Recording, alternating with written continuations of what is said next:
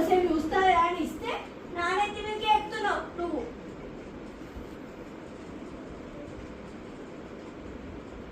పప్ప కూడా తింటాను నిన్ను ఫోన్ చూస్తే. పప్ప వాళ్ళ టీచర్కి చెప్పు రేపు స్కూల్లా, సరేనా? నేను చెప్తాను మేడంకి చెప్తా. నేను ఎట్లా మేడం అసలే ఇంటికి వస్తే చెప్తే ఇంటర్వ్యూ అసలు